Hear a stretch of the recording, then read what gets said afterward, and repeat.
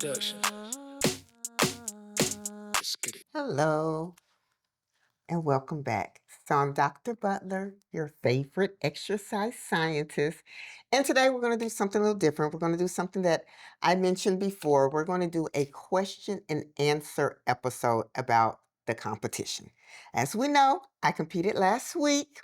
I did fourth in Masters 45 and up. And then I did third in Open, which is with everybody, your 20-year-olds, 30, 40, 50, and everybody that competes in figure. So I did third in that. So today we're going to answer some questions that you submitted about the competition.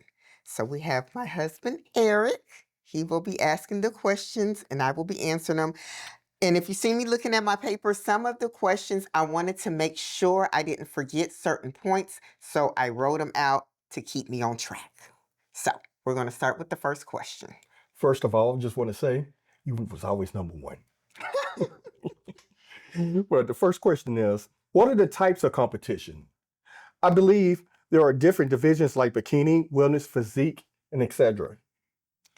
So I'm going to start with the women's category. And I'm doing NPC. There are different federations out there. You have NPC, you have NFF, you have OCB, you have Onyx. There's several federations. So I compete in NPC. So we're going to talk about NPC. So the first category for women, I'm going to start with the least amount of muscle to the most amount of muscle. So we have fit model. That is a new category. So the fit model is more, it's very soft.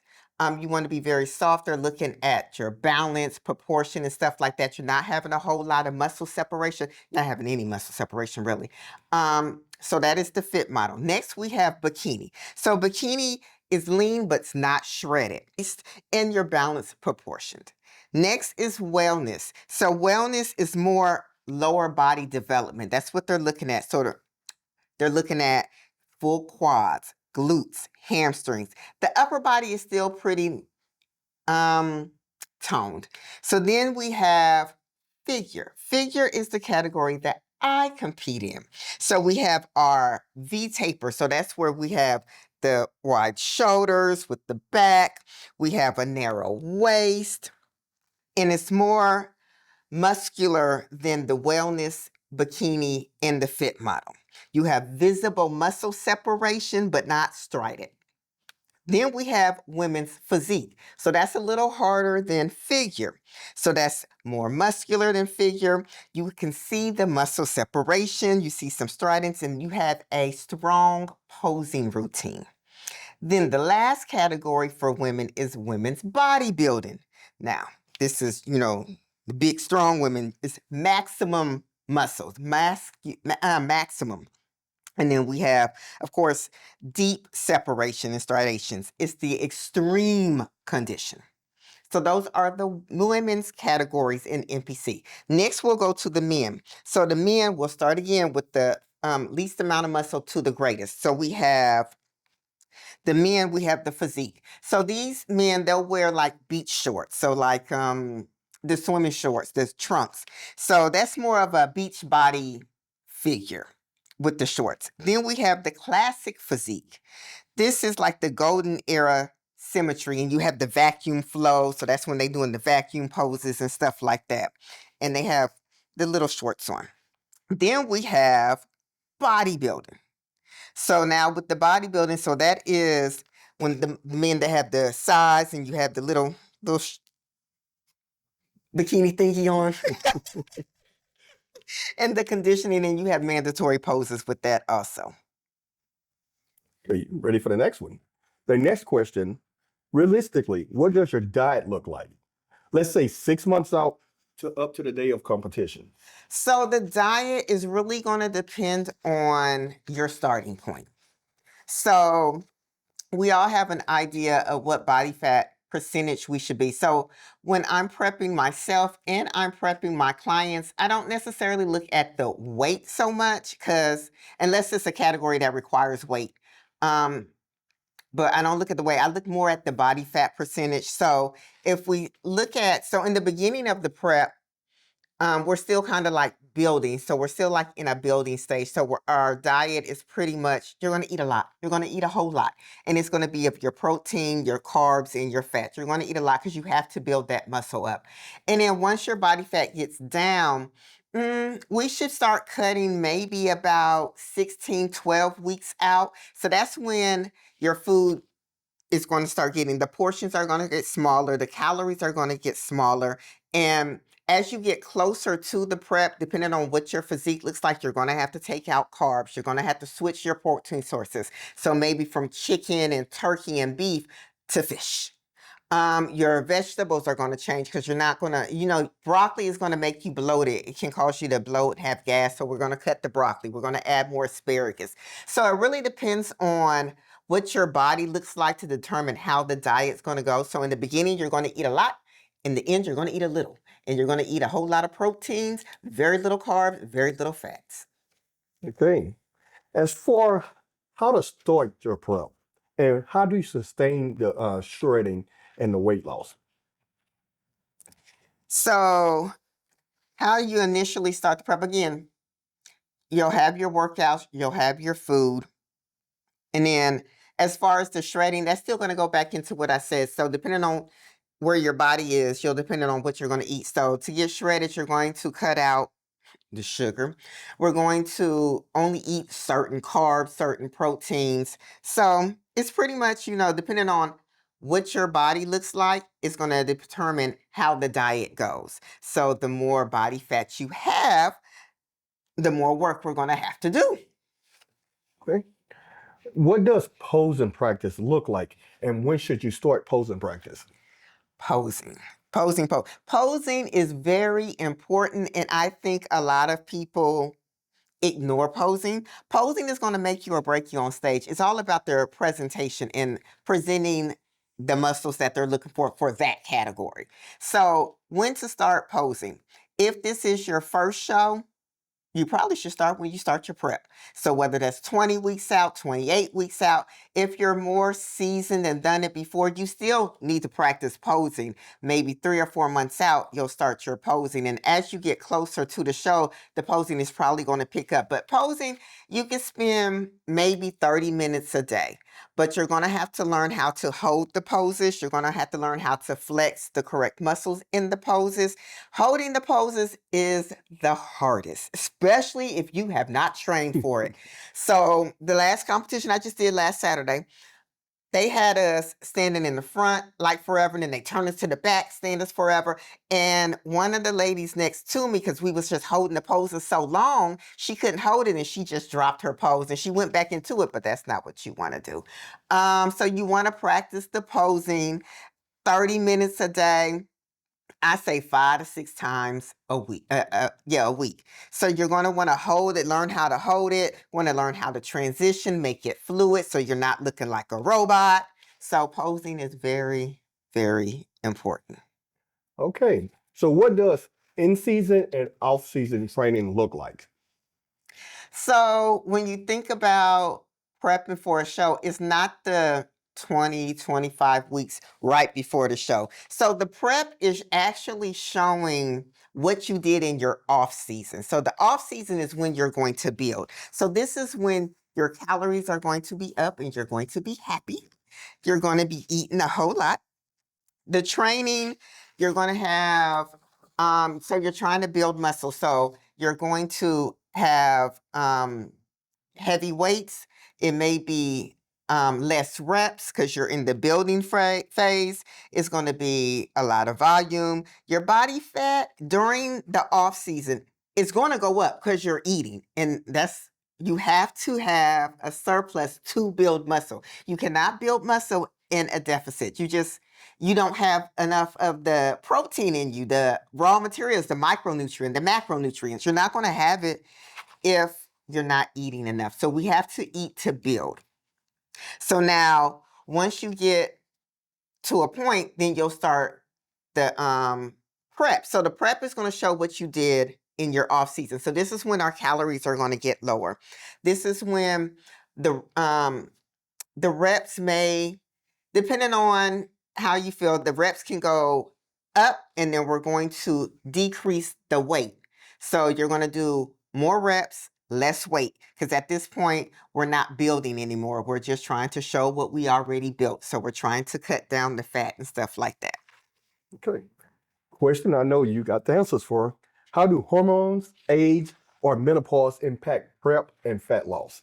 Okay, so now hormones, age, the menopausal stages, that do not stop fat loss. This can all be done still. It's just how your body responds to it is differently. So we have to strategically plan for those things. So estrogen, progesterone, testosterone, they're all going to decline. So all of these, when they're declining, they're going to affect how we store fat, where we store fat, how muscle is built, how our recovery is. All of that's our cortisol is going to go up because stress. And then prep is already stressful. So this is going to add more stress to it. Let me see. Your insulin sensitivity is going to change. So all of those things are affected because of our hormones. So we just have to strategically plan for those things. So things that I do. So I wrote it down. So for our muscle, building muscle, we got to do progressive overload. Got to make sure we're having adequate protein, smart recovery. Recovery, it's going to take longer as we age, and then as our hormones are doing all kind of crazy stuff, recovery is going to be crazy. So I need to make sure you're getting enough sleep. We're deloading, so we're using less weights at times. There's going to be a more structured training plan as far as like periodization, your resting times and your training times. They're going to be different from if you prepped when you're in your 20s, because when you're in your 20s, you ain't going to be able to do that in your 50s because your body is responding differently. Then we have to be concerned about joint. So we got to do better warm-ups. You got to do mobility work. So for my clients that I train in for preps, we have a weekly mobility training session. So that's where we're doing the stretching and the functional training and the hip mobility and all of that. And then you have to pick exercises that's going to protect your joints. Okay. So scientifically, I'm considered obese. How long would it take for someone like me or someone much bigger to transform their body? Again, it just depends on how your body is going to respond to everything. So there's no universal timeline. It's how your body responds. So the first thing you have to do is you're going to have to get a coach that understands your body. So a coach that you've been with. So don't go coach to coach to coach, because we don't have enough time to learn your body and what works. So the timeline is different from everybody. It's really how your body responds. And then what are you doing? So are you following the plan? We know if you're not. Trust me, we know. We know. But if you're not going to tell us, there's nothing we can do. I'm not going to change your plan if you're not making progress, but you're telling me that you're doing everything. No, something's not right. So we may tweak this and that and this and that, but we know. So the timeline is different from everybody. It really depends on how your body responds, and your coach will be able to tweak it based on how your body responds. So it could be a year, it could be 6 months. Okay. Okay. What is the biggest mistake first-time competitors make? I think one of the mistakes that I just mentioned is switching coach to coach. I mean, you can't work with the coach for 3 months and feel like you're not getting nowhere. So then you go to another coach, work with them for 3 months, and you still mad. So then, no, we need time to learn your body. Just like you've had 30, 40 years to learn your body. So you gonna give me 3 months? Come on now. Another thing is, I think people don't take posing serious. So you're not practicing your posing. So then when you get on stage, because when you're by yourself, you're probably going at a slower pace trying to do, but when you're on stage, it's boom, boom, boom, boom, boom. You got to know your poses. You got to know how to lock in. You got to know what is your good side, what is your bad side, how do you want to present it. So posing is another thing. And then I think the last thing first-time competitors do is they don't take the eating serious. They want to add in extra meals or things. They want to swap things out that's not equal. I mean, so yeah, so not following your coach's advice. That's probably the number one thing or the overall thing, not trusting your coach and trusting the process. Well, I'm just going to piggyback on that posing. As an audience member, that's one thing you would notice looking at the stage, the people who in sync with the rhythm of their poses and the people who's robotic with it. And it really makes a difference as an audience member looking on the stage. Okay, next question. What should people consider before committing to a competition? So something you should consider, probably, are you willing to do the work? Because this is not like your general fitness. This is it's a lot of work mentally and physically. So you need to keep that all in mind. So it's a mental thing and it's a physical thing. So um where people should consider.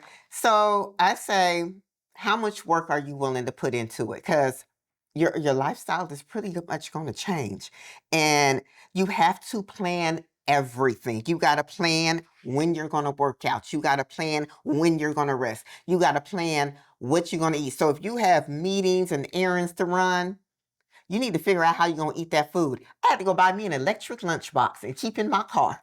Because when I'm out ripping and running and it's time to eat, I can't go to McDonald's. I can't go somewhere even healthy to get a salad because everything got to be cooked a certain way.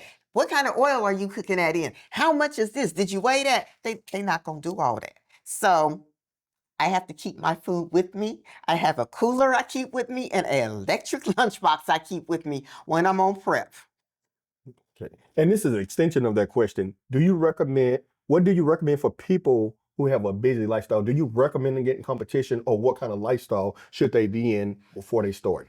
It really depends on what your priorities are. So if your priority is the competition, then you're going to plan. It can be done. You just got to plan. You got to plan. You got to, like I said, you got to plan when you sleep. I got on the calendar what time I'm going to take a shower, what time I'm going to do this, what time I'm going to do that. Everything is planned. You have to plan everything to be successful. Okay. How do you manage relationships, social life, and work during prep? Baby.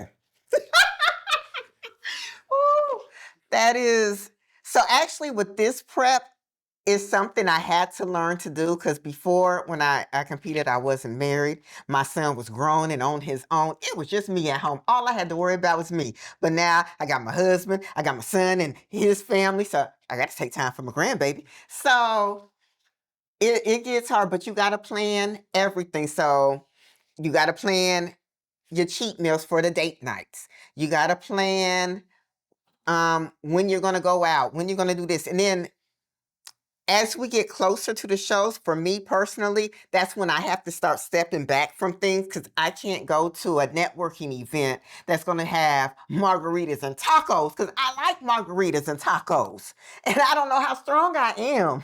So I have to know what my boundaries are. You have to set boundaries for yourself and know what you can and cannot accept or what's going to tempt you and what's not going to tempt you. I mean, if I go somewhere and they serving beer, I don't drink beer, so that's not going to affect me. But if it's tacos and margaritas, that might. Okay. The next question. What are the costs involved with competing? From coaching to suits to travel. Competing in bodybuilding competitions is very, very, very expensive. There is nothing cheap about this unless you got some skills of your own. I mean, I could do my makeup for church, I could do my makeup for local events, but I can't do no stage makeup, so I'm going to have to pay. But you got to think about your food. So your grocery bill is probably going to go up because now we're buying whole foods, we're buying foods that aren't processed, and for whatever reason, those are more expensive. So the grocery bill is probably going to double. Then you got to get your supplements. So you need like your fat burners, your BCAAs, your whatever else your coach recommends.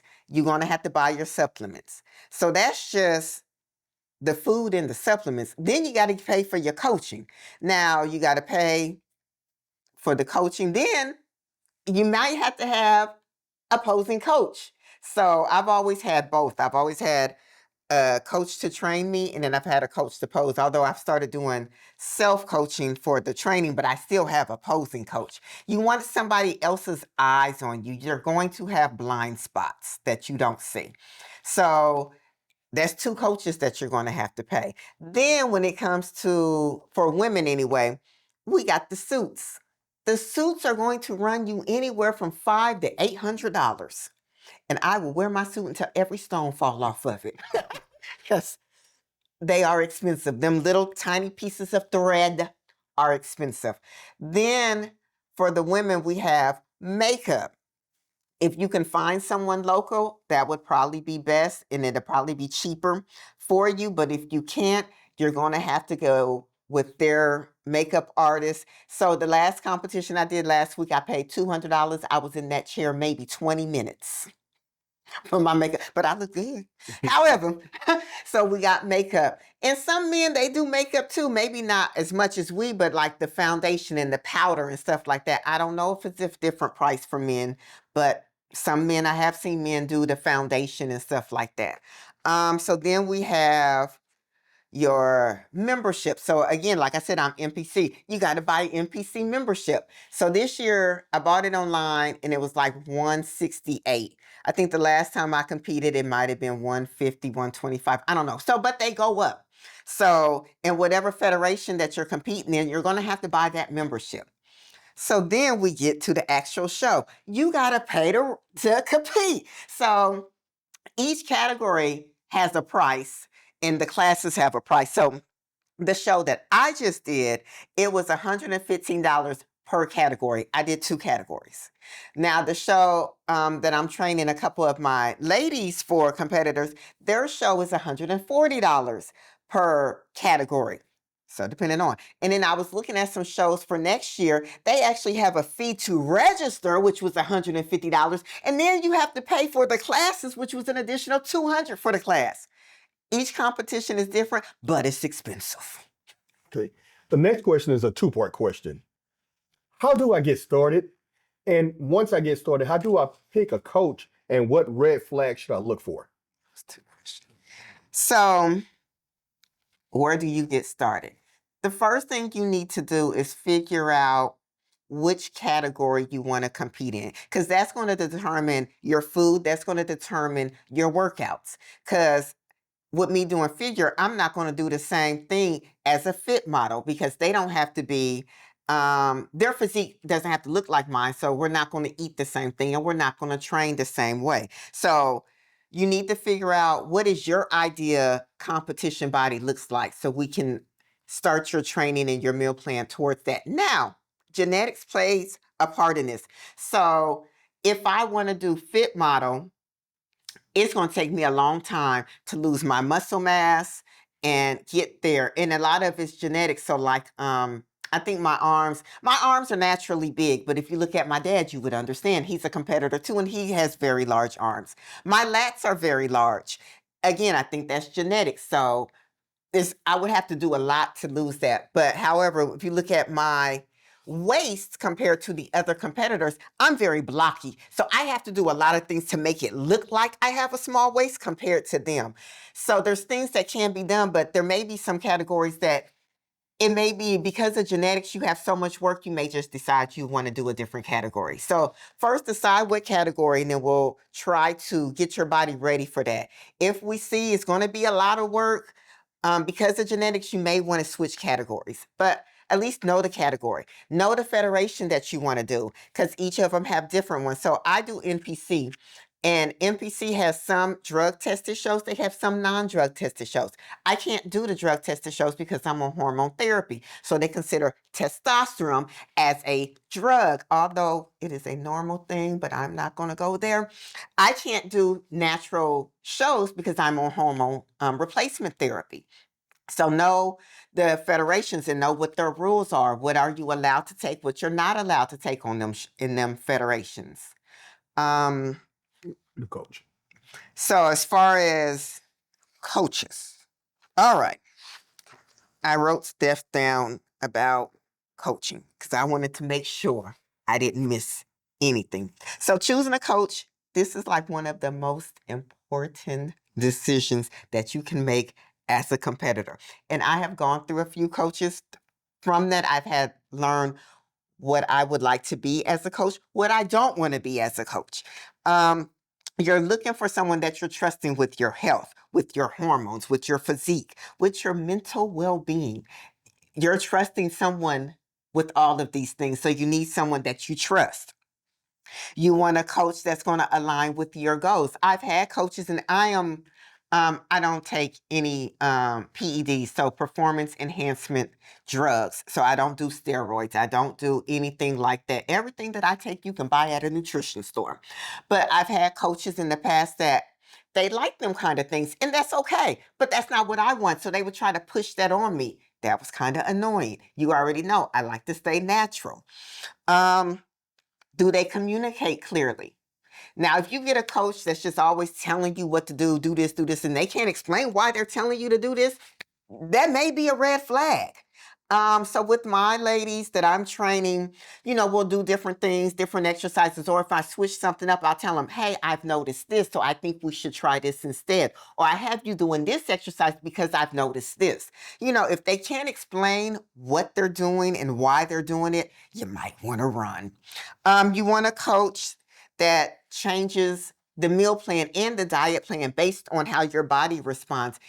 This should not be a cookie cutter. So I am at this point right now, I'm training 3 ladies for a show here in September. None of their training plan looks the same. None of their diets look the same. They're different ages. They're different weights. They have different goals. They have different categories that they're doing. Now, if all of them had the same plan, there may be some questions. So if you have a coach that have multiple competitors, but everybody's doing the same thing, red flag, red flag. Everything should be customized to you. Your coach should ask about your medical history. They should ask about your lifestyle. They should ask about your stress. They should ask about your sleep. They should ask about your relationship with food. If you're a person who has had a problem with eating, disordered eating or something like that, I don't know if competing is a thing for you, if that's going to reopen new physiological or psychological issues. So we have to know all of that. What is your medical history? Do you have diabetes? Do you have a hernia? You have different medical things that needs to be addressed. So some of my clients, they do have medical concerns that I have to stay in the books on. I have to always look up. I don't know everything. So I have to look up. If I'm not used to working with someone that has this medical condition, I need to make sure I can do it. And if I'm not comfortable, I have to be able to say, I don't think I'm the coach for you, but I will help you find someone that can help you with your condition. Your lifestyle. So are you a busy person? How can I make a meal plan for you when so I know I have a lot of clients that are realtors, so they're always, house to house to house. So I have to create a meal plan on something that they can eat and take with them. I'm probably going to tell them buy a cooler and an electric lunchbox, but those are things that have to be considered. Do you sleep? Do you get 7 hours of sleep? Do you get 5 hours of sleep? Do you get more than 8 hours? All of that's going to impact your physique. And I need to know how to strategically plan everything. If you can only sleep 5 hours a day, how can I help you? I have to research these and I have to know these things. Okay, next question is a lot of people's going to be interested in.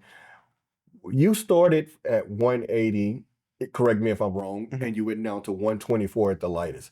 What was that weight loss plan and how was it accomplished? So I lost almost 60 pounds, but it took me a year to do that. Now, I had been trying to lose weight 2 years prior to that, and I couldn't. And I believe a lot of that was hormones. So last year, I got on hormone replacement therapy. So I believe that helped a lot. But I can't blame I had gained 45 pounds. I can't blame all of that on hormones because I was eating good. I was drinking good. So I had to cut out alcohol. I had to go back to a meal plan and go by what I know I'm supposed to eat because I was, if you in San Antonio, I was down at Sip It every Friday getting me a drink. Them drinks got so much sugar in them.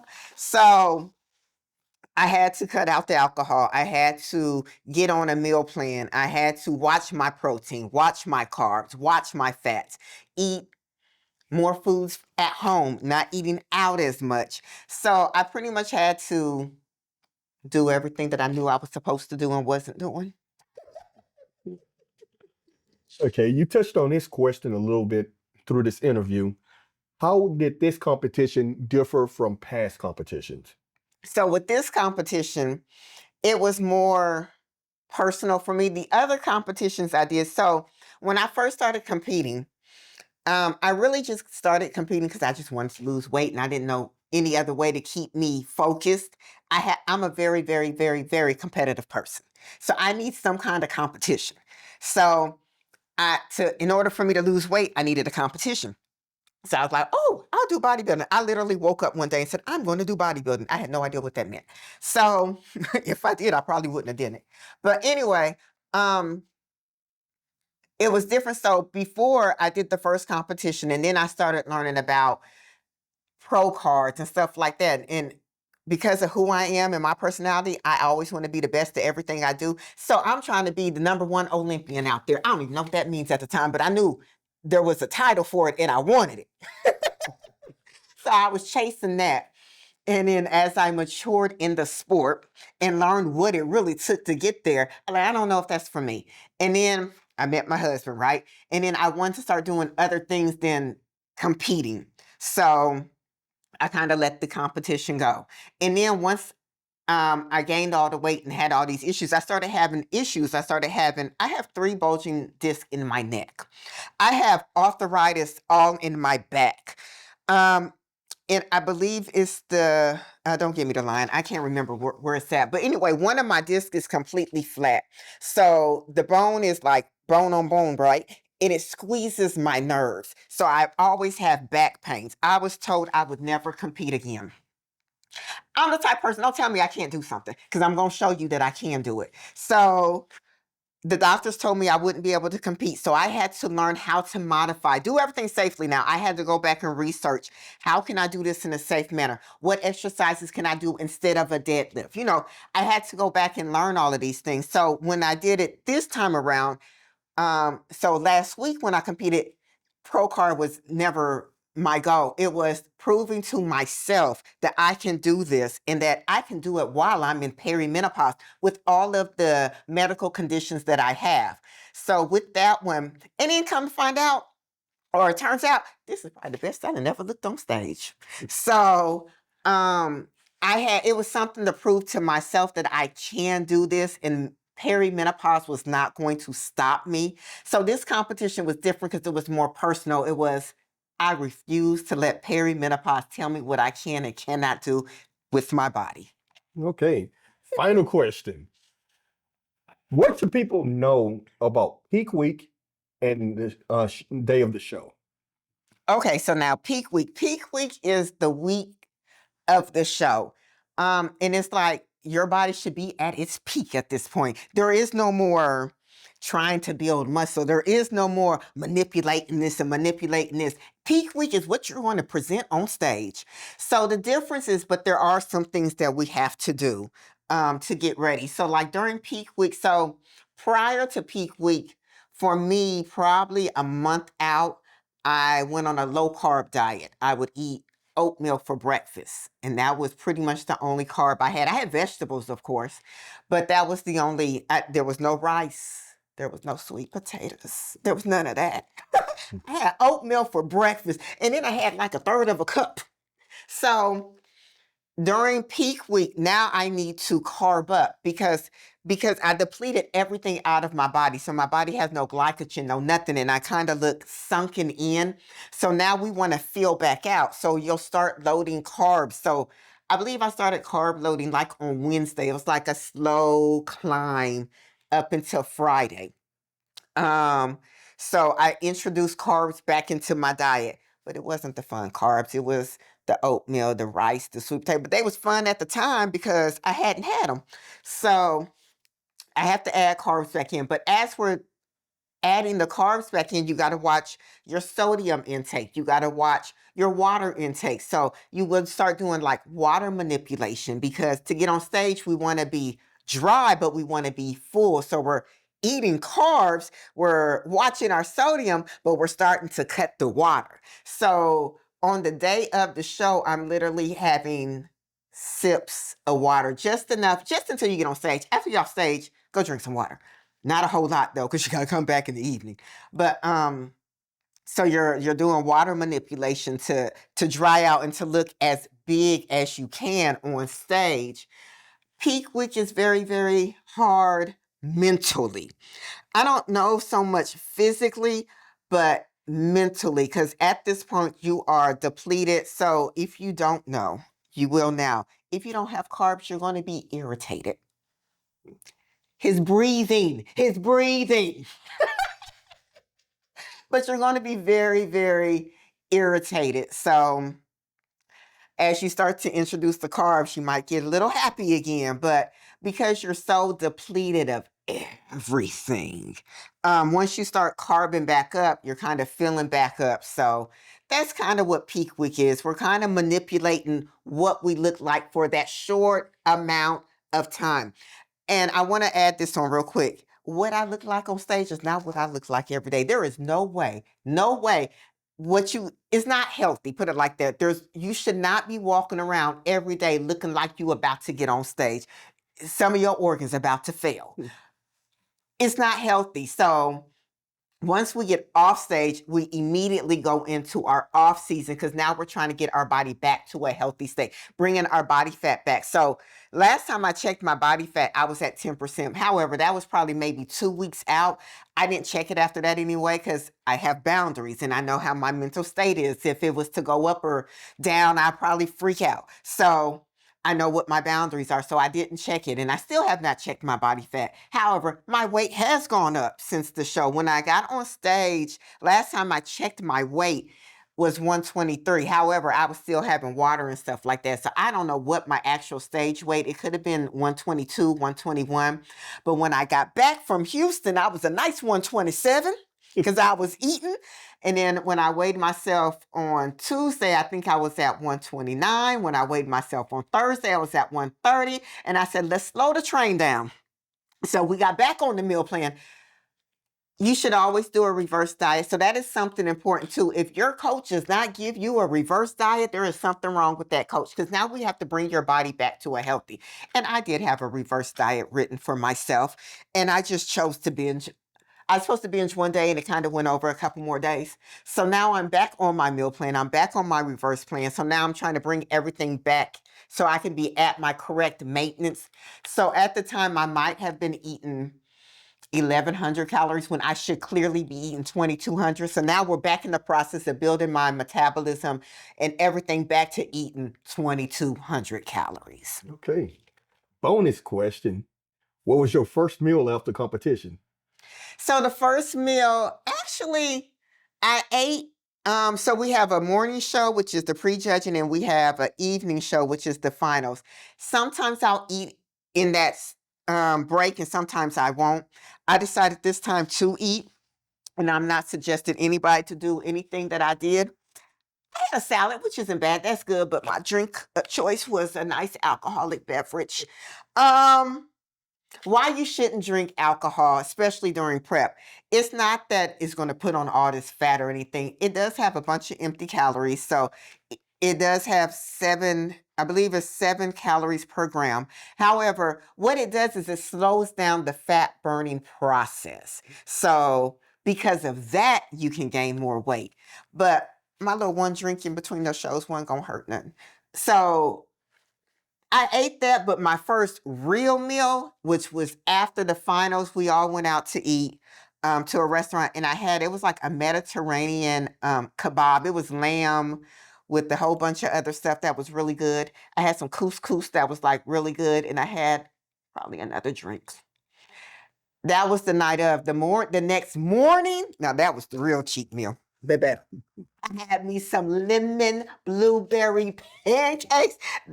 They were absolutely amazing. I even got the coffee was amazing. Everything about them. I had some bacon. I ain't had bacon in probably all year. I probably had bacon all of 2026. Oh, it was delicious. Okay, that's a wrap on this podcast. Make sure you like, subscribe, and share, and check with us next week. And if you have more questions, keep sending them in. Thank you. And I will see you later. Don't forget the Menopause Resource Fair, October 3rd, chicken and pickle. And I'll see you next time.